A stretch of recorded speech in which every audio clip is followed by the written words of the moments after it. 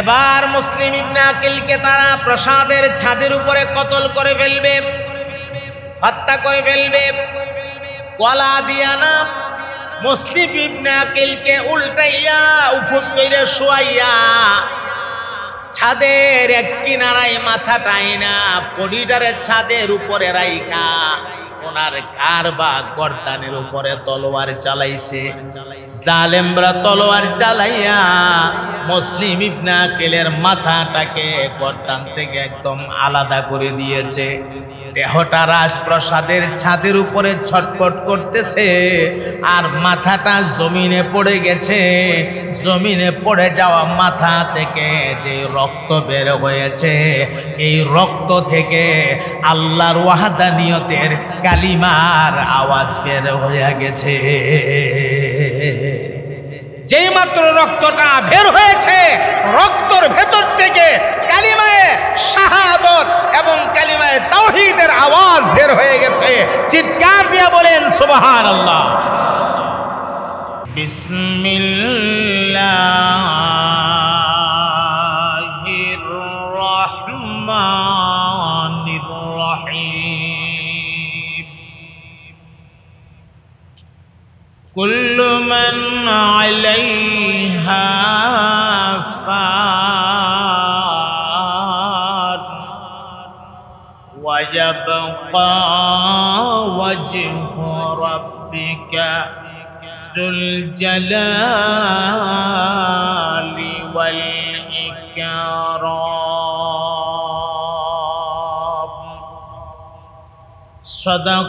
সাদাকাল্লাহুল আযীম।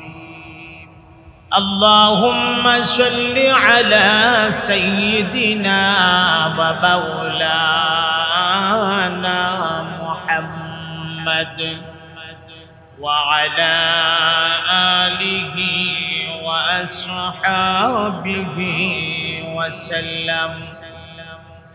জবান খুলে মোহাব্বতের আওয়াজে সকলে মিলে পড়ুন বালাগাল উলা বিকামালিহি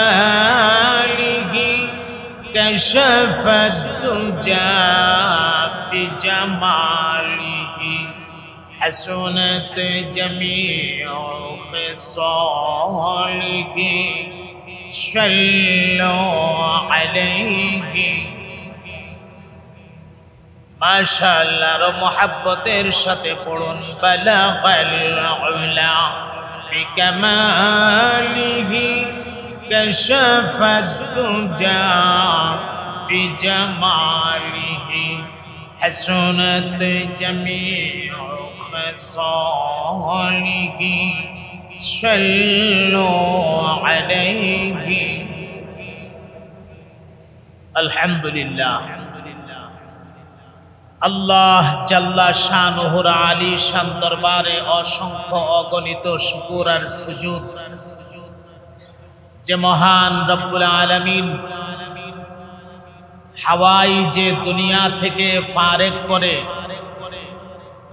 সালাতুল জুমআ আদায় করার উদ্দেশ্যে অত্যন্ত বরকতময় এক চাঁদে আল্লাহ পাক আমাদেরকে শরীক হওয়ার তৌফিকটুকু ইনায়ত করেছেন। সে মহান মালিকের শাহী দরবারে আমরা শুকরিয়া পৌঁছাই। জবান খুলে মোহাব্বতের আওয়াজে বলি আলহামদুলিল্লাহ। বর্তমানে যেই চাঁদ আমাদের মাঝে চলতেছে, এই চাঁদের নাম হচ্ছে মুহররম। এই মুহররমের চাঁদ বাংলায় যেমন 12টা মাসে বছর যায়, প্রথম মাসের নাম বৈশাখ, ইংরেজিতে 12টা মাসে বছর যায়, প্রথম মাসের নাম জানুয়ারি, আরবিতেও 12টা মাসে একটা বছর হয়, প্রথম মাসের নাম মুহররম। এই মুহররমের চাঁদের অনেক তাৎপর্য আছে। মুহররমের চাঁদে ইসলামের অনেকগুলো ইতিহাসের সম্পর্ক এই চাঁদের সাথে আছে। যেমন আমাদের সম্মানিত আব্বাজান হযরত আদম আলা নবিয়ানা আলাইহিস সালাতু ওয়াস সালামকে যখন আল্লাহ পাক জান্নাত থেকে বের করে দুনিয়াতে পাঠিয়ে দিয়েছিলেন, এটা অনেক লম্বা ঘটনা। দুনিয়াতে পাঠিয়ে দিয়েছিলেন হযরত আদম আলাইহিস সালাতু ওয়াস সালাম এবং হাওয়া আলাইহিমাস সালাতু ওয়াস সালামা, এই দুইজনকে। দুইজন কানতে কানতে কানতে কানতে আইসা একটা ময়দানে একত্রিত হয়েছিল, যে ময়দানটার নাম ময়দানে আরাফাত। হাজী সাহেবানরা যে ময়দানে গিয়ে একত্রিত হয়, আরাফাতের মাঠ।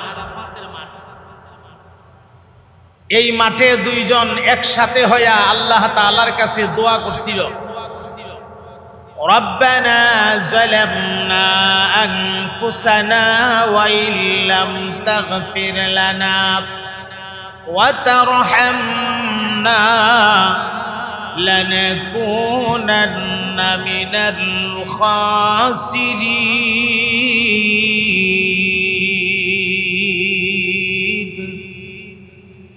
পয়গম্বর ডাক দিয়া বললেন, রব্বানা, হে আমাদের রব, যালামনা আনফুসানা, আমরা আমাদের নফসের উপর জুলুম করে ফেলেছি, ওয়া ইল্লাম তাগফির লানা, আল্লাহ যদি আপনি আমাদেরকে মাফ না করেন, ক্ষমা না করেন, লানাকুনান্না মিনাল খাসিরিন, আমরা পথ হারা হয়ে যাব। আল্লাহ আমাদেরকে পথ হারা বানায়া দিয়েন না, আমাদেরকে পথের দিশা দেখায়া দেন, কোন রাস্তায় হাঁটলে আপনাকে পাওয়া যাবে রাস্তা দেখায়া দেন। আল্লাহ তাআলা আসরের পরে মাগরিবের পূর্ব মুহূর্তে হযরত আদম নবীর মোনাজাতটারে কবুল করেছিলেন যেই তারিখে, এই তারিখটা ছিল মুহররম মাসের এই মুহররমের চাঁদের 10 তারিখ। এই চাঁদের 10 তারিখে আল্লাহ তাআলা উনার মোনাজাতটারে কবুল করছিলেন। হযরত নূহ আলাইহিস সালাতু ওয়াস সালাম, ওনার কওমের লোকেরা যখন খুব বেশি উল্টাপাল্টা শুরু করছে, অনেক লম্বা ঘটনা কোরআন শরীফে আসছে, তো আল্লাহ তাআলা নূহ আলাইহিস সালাম রে বললেন, তুমি একটা কিস্তি বানাও, একটা জাহাজ বানাও। কেমনে জাহাজ বানাইছিল এটারও অনেক লম্বা কথা আছে। জাহাজ বানায়া তুমি তোমার সাথীদেরকে লইয়া, যারা তোমারে মানছে তারারে লইয়া জাহাজে উঠো, আর প্রত্যেক প্রাণীর 2টা কইরা জোড়া জোড়া মিলাইয়া, একটা নর একটা মাদা, অর্থাৎ একটা পুরুষ একটা মহিলা, এই জাহাজে উঠানি হইছে। এই জাহাজটা আল্লাহর হুকুমে বিরাট বন্যা হইছে। বন্যা হওয়ার পরে এই জাহাজটা গিয়া জুদি নামক পাহাড়ের মধ্যে লাগছিল। সেই তারিখে পাহাড়ের মধ্যে ঠেকাইছিল এই জাহাজটা, এই তারিখটা ছিল মুহররমের চাঁদের 10 তারিখ। এইভাবে ইসলামের অনেকগুলো ইতিহাসের সম্পর্ক এই চাঁদের সাথে আছে। একটা জুমার একটা অধিবেশনে বা অল্প সময়ে মুহররমের চাঁদের তাৎপর্য বিস্তারিত বলা সম্ভব না। সবচেয়ে গুরুত্বপূর্ণ যে ঘটনাটা ঘটছিল এই চাঁদে, এই ঘটনাটা হইল মুহররমের চাঁদের 10 তারিখে কারবালার প্রান্তরে নবী পাকের কলিজার টুকরা নাতি হযরত ইমাম হুসাইন রাদিয়াল্লাহু তাআলা আনহুকে শহীদ করেছিল ইয়াজিদ বাহিনীরা। এটা হলো সবচেয়ে মর্মান্তিক যে ঘটনা এই চাঁদে। এই পুরা ঘটনাটা বিস্তারিত বলতে গেলে অনেক লম্বা সময়ের দরকার। আমি সংক্ষেপে আপনাদের জেহেনে কয়েক মিনিটে ঘটনাটা দিয়ে দেওয়ার চেষ্টা করবো ইনশাআল্লাহ। হযরত ইমাম হুসাইন রাদিয়াল্লাহু তাআলা আনহু কারবালাতে যে শহীদ হবেন, এই ইঙ্গিতটা আমরার নবী দুনিয়াতে থাকতেই পাইছে, রাসূল দুনিয়াতে থাকা অবস্থায় পাইছে। যেমন একদিনের একটা ঘটনার মধ্যে আসছে, রাসূল আরবি সাল্লাল্লাহু আলাইহি সাল্লাম উনি জানু পাইরা বসতেন। জানু পাইরা শাহী বসা যেটাকে বলা হয়, হ্যাঁ, জানু পাইরা বৈশা এক কুরাতের মধ্যে উনার কলিজার টুকরা নাতি হুসাইন রে বসাইছে, আর এক কুরাতের মধ্যে উনার সন্তান কাসেম রে বসাইছে। কাসেম আল্লাহর হাবিবের সন্তান, দুইজনরে দুই উরাতে বসাইছে। রাসূল পাক হইল একজনের জন্য নানা আর একজনের জন্য পিতা, আর তারা দুইজন হইল মামু ভাইগনা। ছোট মানুষ তো, নবীর উরাতে বৈশা দুইজনে খুব খেলাধুলা করতেছে, একজন আর একজনের সাথে খেলাধুলা করতেছে। আল্লাহর হাবিব এই চিত্রটা দেখে খুব ভালো লাগছে, রাসূল খুব খুশি হয়েছে, একটা মুচকি হাসি মারছে। আল্লাহর হাবিব সাধারণত মুচকি হাসি দিতেন, একটা মুচকি হাসি মারছে। হাসিটা দিয়া আল্লাহর হাবিব সাথে সাথে দুই চোখ থেকে পানি ছাইরা রাসূল কাঁদতে শুরু করছে। এখন হাসলো, এখনো আবার কাঁদলো, নিশ্চয়ই এর মধ্যে কোনো রহস্য আছে। কারণ একটা মানুষ হাসি দিয়া যদি সাথে সাথে কাঁদা দেয়, এর তো রহস্য অবশ্যই আছে। রাসূল পাক সাল্লাল্লাহু আলাইহি সাল্লাম ওনার পাশে ছিল হযরত জয়নব রাদিয়াল্লাহু তাআলা। জয়নব ডাক দিলেন, ইয়া রাসূলুল্লাহ, এইমাত্র দেখলাম আপনি হাসলেন, আবার এখনই দেখলাম আপনি কাইদা দিলেন, কারণটা কি? আল্লাহর হাবিব বললেন, কারণটা তোমাকে আমি বলবো একটু পরে, এর আগে তুমি একটা কাজ করো। কি করব? আমার হুজরার ভেতরে ঢুইকা দেখো, দুইটা গ্লাস আছে, দুইটা পেয়ালা আছে। একটা পেয়ালাতে আমি মধু রাখছি, আর একটা পেয়ালাতে আমি পানি রাখছি। এই দুইটা পেয়ালা নিয়ে আসো, যাও। এমনি হযরত জয়নব দূর দিয়েছে দুইটা পেয়ালা আনার জন্য। পেয়ালা দুইটা আনতে আনতে হযরত ইমাম হাসান আয়েশা হাসান, এখন হাসান, হুসাইন, কাসেম, তিনজন রাসূল পাকের কাছে। আল্লাহর হাবিব করলেন কি, মধুর পেয়ালাটা হযরত ইমাম হাসানের হাতে তুলে দিলেন, যে মধুটা তুমি পান করো। আর হযরত ইমাম হুসাইনের হাতে রাসূল পানির পেয়ালাটা তুলে দিয়া বললেন, পানিটা তুমি পান করো। আর কাসেম এই দুজনেরই হালটা তাকায় তাকায় দেখতেছে। আর জয়নব রাদিয়াল্লাহু তাআলা আনহা কিছু বুঝতেছে না, ঘটনাটা কি হইল কিছু বুঝতেছি না। জয়নব ডাক মারলেন, ইয়া রাসূলুল্লাহ সাল্লাল্লাহু আলাইহি ওয়াসাল্লাম, এই ঘটনার রহস্য কিছুই বুঝলাম না। একবার আপনি হাসি মারলেন, আবার আপনি কাঁদলেন, এখন আবার পানি আনাইলেন, মধু আনাইলেন। একজনরে দিলেন পানি, আর একজনরে দিলেন আপনি মধু। অথচ দুজন আপনার একই মেয়ের ঘরের নাতি, আরেকজনরে আপনি কিচ্ছুই দিলেন না। এমনি আল্লাহর হাবিব ডাক দিয়া বললেন, রে জয়নব, এই কারণটা যদি আমি তোমার কাছে বলি, আর কোনো না কোনো মাধ্যমে যদি কারণটা আমার ফাতেমার কানে চলে যায়, আমার ফাতেমা এই কারণ শুনে সহ্য করতে পারবে না, আমার ফাতেমা কলিজা ফাইটা দুনিয়ার থেকে বিদায় হয়ে যাবে। অতএব জানতে চাও না, এই কারণ আমার কাছে জানতে চাও না। কিন্তু আল্লাহর নাসুর বান্দি হযরতে যায়েনব না, কারণ আমাকে জানতে হবে। কেন হাসলেন, কেন কাঁদলেন, কেন একজনরে মধু দিলেন আরেকজনরে পানি দিলেন, কারণ আমাকে জানতেই হবে। এমনি আল্লাহর হাবিব বললেন, ঠিক আছে তাহলে কারণটা আমি বলছি, তুমি আমার সঙ্গে ওয়াদা দাও, এই কারণটা কোনোদিন আমার ফাতেমার কাছে বলবে না, ওয়াদা দাও।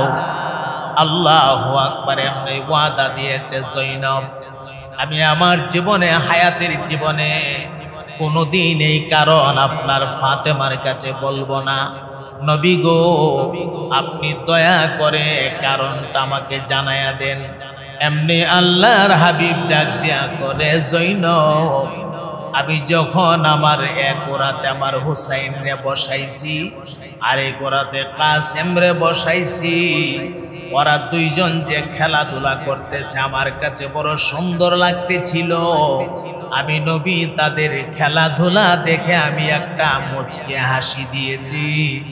রে যায়েনব, হাসিটা দেওয়ার সঙ্গে সঙ্গে আমি লক্ষ্য করে দেখি জিব্রাইল আমিন আমার কানের গোড়ায় এসে সালাম দিয়া ডাক মারলেন, নবী গো, আপনি হাসি দিয়েছেন, সেই দিন বেশি দূরে না, আপনি দুনিয়া থেকে বিদায়ের পরে কারবালার প্রান্তরে আপনার কলিজার টুকরা নাতি হুসাইন পানি পানি বলে চিৎকার করবে আর ঘুরতে থাকবে, একটা ফোঁটা পানি তার কিসমতে ঝুটবে না। শেষ পর্যন্ত পানি পান না কইরা ওই আপনার হুসাইন শাহাদতের পেয়ালা পান করে নিবে। আল্লাহর হাবিব ডাক দিয়া বলেন, রে যায়েনব,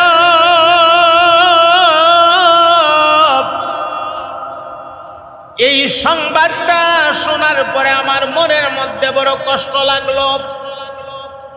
সাথে সাথে জিবরাইল আমারে এই কথাটাও জানায় দিল, ইয়া রাসূলুল্লাহ, কুফা নগরীতে কুফার মানুষেরা মধুর সঙ্গে বিষ মিশ্রিত করে আপনার হাসানকে দিবে পান করার জন্যে।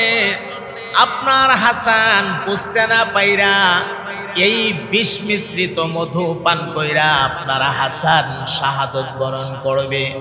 আল্লাহর হাবিব ডাক দিয়া গো, যায়েনব রে, সেদিন তো আমি নবী দুনিয়াতে থাকবো না, এই কারণে কথাটা শোনা মাত্র আমি আর আমার দুইটা চোখের পানিরে ধরে রাখতে পারলাম না। এই কারণে আমি নবী আমার নিজের হাতে হাসান রে এক পেয়ালা মধু পান করাইয়া দিলাম, আর হুসাইন রে আমার নিজের হাতে আমি এক পেয়ালা পানি পান করাইয়া দিলাম। আমি বেশি দিন হয়তো দুনিয়াতে বাঁচবো না, আমি পৃথিবী থেকে বিদায়ের আগে আমার নাতিরে নিজের হাতে পানি পান করাইয়া দিলাম, আমার নাতি হাসান রে নিজের হাতে মধু পান করাইয়া দিলাম। এর দ্বারা কথাটা প্রমাণিত হয়, হাসান হুসাইনের শাহাদতের সংবাদ আমার নবী দুনিয়াতে থাকতেই নবীর কানের মধ্যে পৌঁছে গেছে, আমার নবী অবগত হয়ে গেছে। রাসূল জানছেন যে ওনার দুই নাতিকে শহীদ করা হবে, একজন রে বিষ মিশ্রিত মধু পান করায়া, আরেকজন রে পানি পাবে না, কারবালার মাঠে লড়াই হবে, যুদ্ধ হবে, জিহাদ হবে, এই জিহাদে পানি পান না কইরেই সে শহীদ হবে।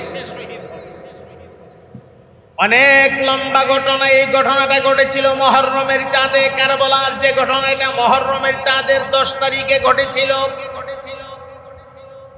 মুহররমের চাঁদের 10 তারিখে এই লম্বা ওয়াকিয়া বলতে গেলে কমসে কম 1-2 ঘন্টা সময়ের দরকার। আমি কয়েক মিনিটে আপনাদের জেহেনে দিচ্ছি। আমিরে মুআবিয়া হযরত মুআবিয়া রাদিয়াল্লাহু তাআলা আনহু, ওনার ছেলের নামই হচ্ছে ইয়াজিদ। এখানে একটা গুরুত্বপূর্ণ তথ্য আপনাদের জেহেনে দিই। ইয়াজিদ বাহিনী হযরত ইমাম হুসাইনকে শহীদ করার কারণে অনেক মানুষেরা আমিরে মুআবিয়াকে দোষারোপ করে। আমিরে মুআবিয়া যদি ইয়াজিদের খেলাফতের দায়িত্বটা না দিত তাহলে কারবালার মাঠের এই মর্মান্তিক ঘটনাটা ঘটতো না, আর হুসাইনও শহীদ হইতো না। এজন্য মুআবিয়ারে অনেকে দায়ী করে, দোষী সাব্যস্ত করে। এটা বিরাট গুনাহ, মনে রাখবেন, এটা বিরাট গুনাহ। নবীর একজন সাহাবীকে দোষারোপ করা কত বড় পাপ খেয়াল করেন। আস্তা দুনিয়ার সমস্ত ওলি আব্দাল গাউস কুতুব পীর মাশায়েখের ইবাদত যদি এক পাল্লায় দেওয়া হয়, আর নবীর সাহাবীরা যে ময়দানে কোরআনিয়া যুদ্ধ করেছে, এদের ঘোড়ার পায়ের যে ধুলির কণাগুলি উঠছে, একটা ধুলির কণা যদি আরেক পাল্লাতে দেওয়া হয় গো, ওই ধুলির কণার পাল্লাটার ওজন বেশি হয়ে যাবে। সুতরাং সাহাবীকে নিয়ে মন্তব্য করা যাবে না। এখানে হযরত আমিরে মুআবিয়ার কোনো দোষ নাই। হযরত মুআবিয়া রাদিয়াল্লাহু তাআলা আনহু অসুস্থ হয়ে গেছেন। এই ফাঁকে তিনি অসুস্থ হয়ে ইন্তেকাল করেছেন। এটা লম্বা ঘটনা। ইন্তেকালের পরে ইয়াজিদ নিজে নিজে তার নিজেরে খলিফা দাবি করছে, তারে কেউ খলিফা বানাইছে না, নিজে নিজে নিজেরে খলিফা দাবি কইরা ফেলাইছে। খলিফা দাবি কইরা তৎকালীন সময়ের মদিনার গভর্নর উবাইদুল্লাহ বিন জিয়াদের কাছে একটা পত্র পাঠাইছে। পত্রের ভেতরে লেখছে, উবাইদুল্লাহ বিন জিয়াদরে গিয়া বলবা যে কোনো উপায়ে হুসাইনরে যেন আমার পক্ষে বায়াত গ্রহণ করা, আর যদি হুসাইন আমার পক্ষে বায়াত গ্রহণ না করে প্রয়োজনে তলোয়ারের সাহায্যে হলেও হুসাইনকে আমার পক্ষে বায়াত গ্রহণ করাইতে হবে। এই চিঠি পায়া উবাইদুল্লাহ বিন জিয়াদ ষড়যন্ত্র শুরু করেছে। ষড়যন্ত্রটা কি? হযরত ইমাম হুসাইনের কাছে চিঠি পাঠাইতে শুরু করছে। চিঠি, এক একটা চিঠির নিবেদক এক একজন।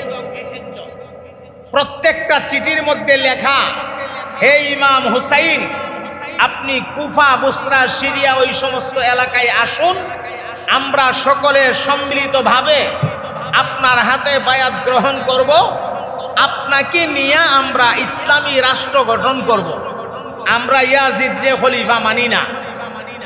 এইভাবে একটা দুইটা না, প্রায় 250 চিঠি হযরত ইমাম হুসাইন রাদিয়াল্লাহু তাআলা আনহুর কাছে আসছে।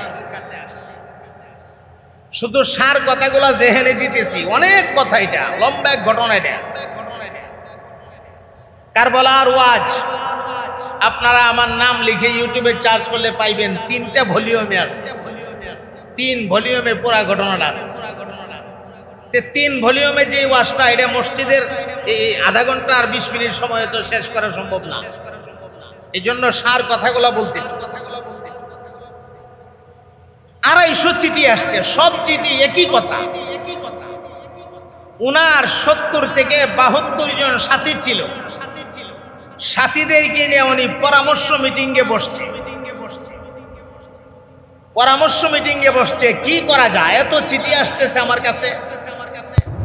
উনার আপন চাচাতো ভাই হযরত মুসলিম ইবনে আকিল দাঁড়ায়, এক ভাই, এটাও কোনো ষড়যন্ত্র হতে পারে, আপনি যাবেন না। আমার মন সাক্ষী দিতেছে এটাও কোনো ষড়যন্ত্রের অংশ, আপনি যাবেন না, বরং আমি আগে যাই, এলাকার অবস্থাটা গিয়ে আমি পর্যবেক্ষণ করি, আমি দেখি এলাকার অবস্থাটা দেখতে, সেইটা যদি দেখি পরিস্থিতি আমাদের অনুকূলে, পরিস্থিতি ভালো, আমি আপনাকে চিঠি লিখব, তখন আপনি রওনা দিবেন। আর যদি দেখি পরিস্থিতি ভালো না, তাও আমি আপনাকে জানাবো। আপনি কিন্তু আমার হাতের চিঠি না পাওয়া পর্যন্ত একটা কদমও সামনে বাড়াইবেন না। হুসাইন সহ সমস্ত সাথীরা এক বাক্যে বইলা উঠছে, হ্যাঁ এই সিদ্ধান্তটা চমৎকার, এটা ভালো একটা সিদ্ধান্ত। হযরত মুসলিম ইবনে আকিল আসলেন, হযরত ইমাম হুসাইনের আপন চাচাতো ভাই। মুসলিম ইবনে আকিল আইসা হান ইবনে উরওয়া নামে একটা ব্যক্তি আছে, সেখানে একটা ব্যক্তি ছিল, এটা মুনাফিক। এই হান ইবনে উরওয়ার ঘরের মধ্যে এসে আশ্রয় নিছে। অর্থাৎ হান ইবনে উরওয়া দেখে ওই ভাই আপনি আসছেন, আসেন আসেন আসেন, আমরা তো আপনার ভাই হুসাইনের কাছে বায়াত গ্রহণ করার জন্য তৈয়ার, আপনি আসছেন আসেন, আমার ঘরে আপনি থাকবেন, আমার ঘরে খাইবেন। এখন হান ইবনে উরওয়ার ঘরে থাকে, খাওয়া দাওয়া করে, মানুষকে বায়াত গ্রহণ করা। এইভাবে দেখা গেছে প্রায় ৮০,০০০ মানুষ, ৮০,০০০ মানুষ হযরত ইমাম হুসাইনের পক্ষে মুসলিম ইবনে আকিলের কাছে বায়াত গ্রহণ করে ফেলছে। যেখানে ৮০,০০০ মানুষ আছে, এখানে তো আর কোনো ভয় নাই। মুসলিম ইবনে আকিল একটা চিঠি লিখছে, হে ভাই হুসাইন, এলাকার পরিস্থিতি অনেক ভালো, ৮০,০০০ মানুষ আপনার পক্ষে আমার কাছে বায়াত গ্রহণ করেছে, অতএব আপনি আসতে পারেন, আপনি সাথীদেরকে নিয়ে রওনা দেন। এই পুরাটা ঘটনাই ছিল মুনাফিকি। ৮০,০০০ মানুষ যে বায়াত গ্রহণ করেছে, এই পুরাটা ঘটনাই মুনাফিকি। ওরা বাস্তবে বায়াত গ্রহণ করে নাই, শুধু নামকে ওয়াস্তে বায়াত গ্রহণ করছে। বাস্তবে সব ইয়াজিদের পক্ষে ষড়যন্ত্র করে আনতে চায়, হুসাইনকে আনতে হবে। মুহতারাম হাজিরিন, যেই মাত্র মুসলিম ইবনে আকিল চিঠি পাঠাইয়া দিছে, আর ওরা সংবাদ পাইছে চিঠি চলে গেছে হুসাইনের কাছে, এখন তো হুসাইন আইবই। এমনি তারা মুসলিম ইবনে আকিলকে রাজপ্রাসাদের ছাদের উপরে নিয়ে গেছে। নাউজুবিল্লাহ বলেন। মেইন কাজ তো হয়ে গেছে, আর মুসলিম ইবনে আকিলরে বাঁচায় রেখে লাভ কি? এ মুসলমান বন্ধু আমার, রাজপ্রাসাদের ছাদের উপরে নিয়ে মুসলিম ইবনে আকিলকে হত্যা করে ফেলবে, জবাই করে ফেলবে, তারা শহীদ করে ফেলবে। মুসলিম ইবনে আকিল তখন দুইটা চোখের পানি ছাইরা কান্দে আর ডাক দিয়া কয়, আমারে তোমরা দুনিয়ার থেকে বিদায় করে দেও, আমার মনের মধ্যে কোনো দুঃখ নাই, কোনো ব্যথা নাই, কোনো আপত্তি নাই, থাকবেও না। তবে মরণের আগে আমি দুইটা ওসিয়ত তোমাদের কাছে করব, আমার ওসিয়তটা দয়া করে তোমরা পালন করবা। ১ নাম্বার ওসিয়ত হলো, আমি ৭০০ টাকা ঋণ করেছিলাম, আমার ৭০০ টাকা ঋণ আছে, এই ঋণটা তোমরা আমার পক্ষ থেকে বাইতুল মাল থেকে তোমরা আদায় করে দিবে। ওয়াদা দাও, ঋণের জন্য আল্লাহ যেন হাসরের ময়দানে আমারে পাকড়াও না করে। ওয়াদা দিল, আচ্ছা ঠিক আছে, তোমার ঋণ বাইতুল মাল থেকে আমরা আদায় করে দেব। ২ নাম্বার কি? ২ নাম্বার হলো, আমার হাতের চিঠি পাইয়া আমার ভাই হুসাইন রওনা দিয়েছে, আসতেছে। আল্লাহ যদি হাসরের ময়দানে আমারে জিজ্ঞাসা করে গো, আমি লাজবাব হয়ে যাব, আমি কোন উত্তর দেব? অতএব আমি আরেকটা চিঠি মরণের আগে লিখে দেই, আমার হাতের লেখা চিঠিখানা দয়া করে তোমরা হুসাইনের কাছে পৌঁছায়া দিবা। এ হলো ২ নাম্বার ওসিয়ত। এদের সমাজে তৎকালীন সময়ে মরণের আগের ওসিয়তটারে তারা খুব গুরুত্ব দিত। এমনও ইসলামের বিধানে ওসিয়তের খুব গুরুত্ব আছে। কেউ যদি মৃত্যুর আগে কোনো ওসিয়ত করে, সেই ওসিয়ত পালন করা যারা থাকে তাদের জন্য ওয়াজিব। তো মুহতারাম হাজিরিন, চিঠি লেখা শেষ।